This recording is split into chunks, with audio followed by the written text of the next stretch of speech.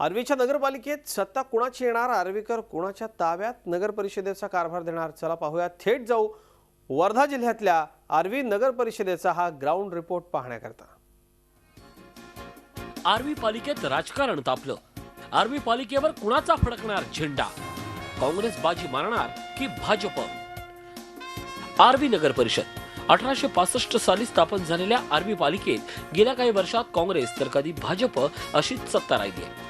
आर्वी नगरपालिका निवडणुकीत अध्यक्षपदासाठी 7 उमेदवार रिंगणात आहेत, तर 93 उमेदवार आपलं भाग्य आजमावतायत. सध्या पालिकेत भाजपची एक हाती सत्ता आहे. मात्र यंदा बंडखोरी झाल्यानं भाजपची गणितं चुकण्याची शक्यता नाकारता येत नाही.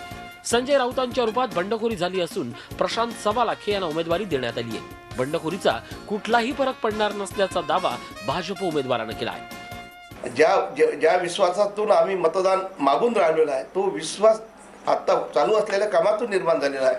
त्यामुळेच भारतीय जनता पार्टीच्या हाती एक क्षेत्रीय राजवट, 23 पैकी 23 उमेदवार निवडून येईल आणि अध्यक्षपदाचा उमेदवार एकतर्फी निवडून येईल.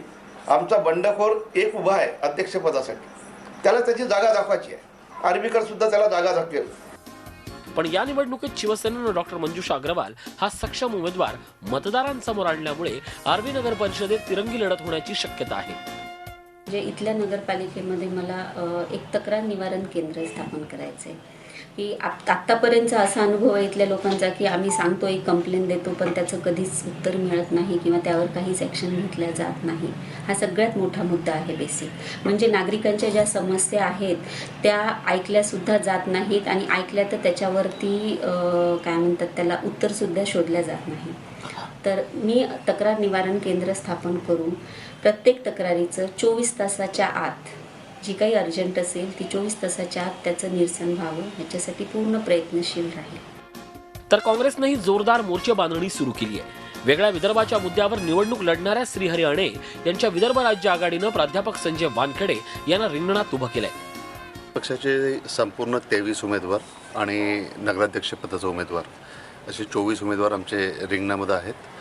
आणि 5 वर्ष ज्या पद्धतीनं जनतेची निराशा यांना आर्वी नगर परिषदमध्ये भारतीय जनता पार्टीच्या मागच्या कार्यकाळामध्ये झाली, वास्तविकता प्रचाराचा आमचा तोच मुद्दा राहणार आहे. स्वच्छता, इतर सर्व गोष्टी, या सर्व गोष्टींमध्ये संपूर्ण हे 5 वर्ष हे आर्वीकर जनतेकरता अतिशय निराशाजनक राहिलेले आहेत.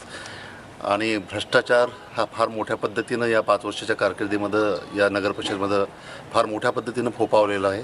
हे सर्व विषय जे आहेत हे आमचे प्रचाराचे मुद्दे राहतील. आजवर केवळ मूलभूत सोयीसुविधांच्या समस्यांवर निवडणूक समस्या लढवल्या गेल्या. यंदा मात्र सर्वच पक्ष आणि अपक्ष निवडणुकीच्या माध्यमातून आरोग्य, स्वच्छता, मोफत वायफाय आणि तरुणांसाठी रोजगार देणारे वर्ग सुरू करणार अशी आश्वासनं दिली जात आहेत. मतदार आता नेमका कशाला कौल देतात ते पाहणं औत्सुक्याचं असेल. अमित देशपांडे, झी मीडिया, वर्धा. झी 24 तास रहा एक पाऊल पुढे.